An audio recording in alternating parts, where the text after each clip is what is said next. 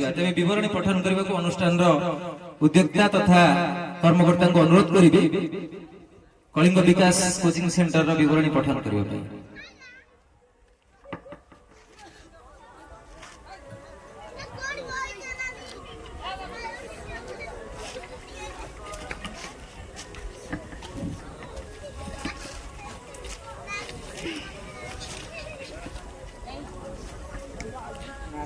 आज शुभ संध्यार प्रथम मो जगतरनाथ जगन्नाथ को प्रणाम जनाऊँ।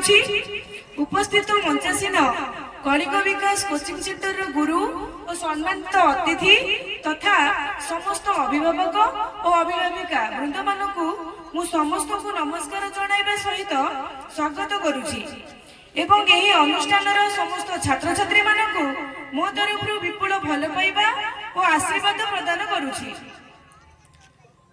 तीन सांग यथा बापी सार पिंटू सार एवं दीपू सार अभिनव चिंताधारणु केबीसीसी विद्याधरपुर पाटना तार नवमतम सफलतार वार्षिक उत्सव पालन करुअछि।